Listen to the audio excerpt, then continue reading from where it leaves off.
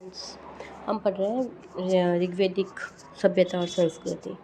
ऋग्वेदिक सभ्यता संस्कृति में हमने पिछले लास्ट वीडियो में उसका स्टार्टिंग पढ़ लिया था कि कैसे वैदिक सभ्यता का ऋग्वेदिक उत्तर वैदिक कालक्रम था, उसका वो पढ़ लिया था। और राजनीतिक व्यवस्था कैसी थी वो पढ़ ली थी हमने। और अभी हम पढ़ रहे हैं सामाजिक व्यवस्था। तो ऋग्वेदिक कालीन सामाजिक व्यवस्था में हम पढ़ेंगे कि ऋग्वेदिक कालीन समाज था वो पितृसत्तात्मक था। ठीक है, इससे पहले हमने देखा सिंधु घाटी सभ्यता में जो समाज था वो मातृसत्तात्मक था। अभी वैदिक सभ्यता में भी ऋग्वेदिक कालीन सभ्यता, इसमें पितृसत्तात्मक हो गया। परिवार का प्रमुख को क्या कहा जाता था? गृहपति। संयुक्त परिवार की प्रथा प्रचलित थी वहाँ पर। विवाह को क्या माना गया? एक संस्कार माना गया। 16 संस्कार से एक संस्कार माना गया विवाह को। विवाह 2 प्रकार के होते थे, एक अनुलोम विवाह, एक प्रतिलोम विवाह। अनुलोम विवाह में पुरुष उच्च वर्ग का होता था, कन्या निम्न वर्ग की होती थी। और प्रतिलोम विवाह में पुरुष होता है वो निम्न वर्ण का होता था और कन्या उच्च वर्ण की होती थी। ठीक है, तो दोनों प्रकार के विवाह प्रचलित थे। स्त्रियों की स्थिति अच्छी थी। उत्तर वैदिक काल में स्त्रियों की स्थिति खराब हो जाएगी। ऋग्वेदिक काल में स्त्रियों की स्थिति अच्छी थी। परिवार के सभी सदस्य एक साथ निवास करते थे, जिसे नृत्य कहा गया। उपनयन संस्कार होता था। ठीक है, महिलाओं को और स्त्रियों का उपनयन संस्कार होता था, उन्हें शिक्षा दी जाती थी। बाल विवाह पर्दा प्रथा प्रचलित नहीं थी।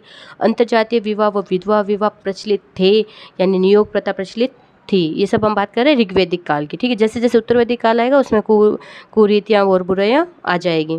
उस ऋग्वेदिक काल तक स्त्रियों की राजनीति में भाग लेती थी। आजीवन अविवाहित रहने वाली महिलाओं को कहा जाता था। वह तो विवाह पर कन्याओं को जो उपहार दिया जाता था उससे कहा गया। पैतृक संपत्ति में महिलाओं का अधिकार होता था। ऋग्वेदिक काल की बात कर रहे हैं हम। ठीक है, ऋग्वेदिक काल के लोग थे वो शाकाहारी और मांसाहारी दोनों प्रकार के होते थे, दोनों प्रकार के भोजन करते थे।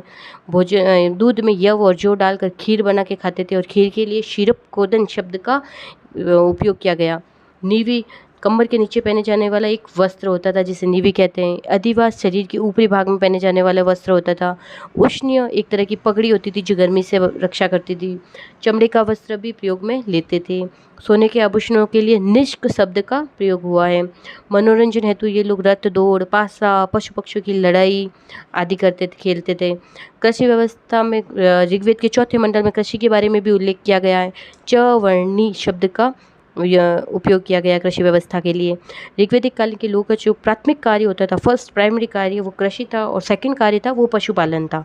ठीक है, पशु में उनके 2 प्रिय पशु थे। प्रथम फर्स्ट जो पशु था प्रिय वो था गाय और सेकंड प्रिय पशु था घोड़ा।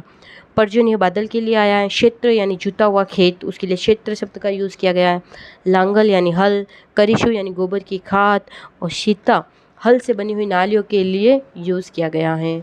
देख लेते हैं अब सामाजिक जीवन के अलावा हम धार्मिक जीवन भी देख लेते हैं। तो धार्मिक जीवन में 3 प्रकार के देवता ऋग्वेदिक कालीन लोगों के प्रचलित थे। एक अंतरिक्ष के देवता, एक आकाश के देवता और एक पृथ्वी के देवता। अंतरिक्ष के देवता में इंद्र, मरुत, पर्जन्य और रुद्र।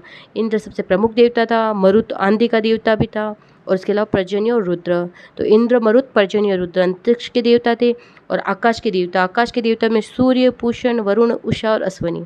सूर्य, पूषण यानी पशुओं के देवता, वरुण यानी नैतिकता के देवता, उषा यानी प्रातःकाल की देवी और अश्विन एक तरह से चिकित्सक डॉक्टर देवता।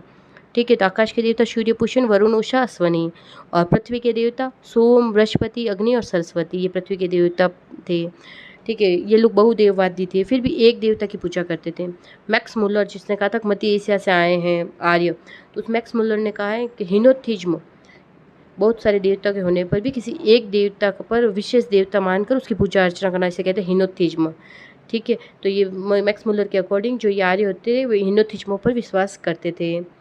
फर्स्ट देवता था जो इंद्र, बहुत प्रचलित थे, उसके लिए बहुत सारे नाम प्रचलित थे। पुरंदर, पुरुभिद, वर्षा का देवता ये भी कहते थे उसको। और सेकंड प्रमुख देवता था अग्नि, जिसे अतिथि का देवता भी कहते थे। और मानव और देवता दोनों के मध्य का मध्यस्थ माना उन्हें, जो मानव और देवता उन दोनों के मध्य का मध्यस्थ देवता किसे माना? अग्नि को। और इसे अतिथि की देवता भी कहते थे। Thank you. ये हमारा ऋग्वेदिक कंप्लीट हो जाएगा। फिर हम नेक्स्ट वीडियो में उत्तर वैदिक काल पढ़ेंगे 1000 ईसा पूर्व से 600 ईसा पूर्व। Okay, thank you. Like and share, follow please.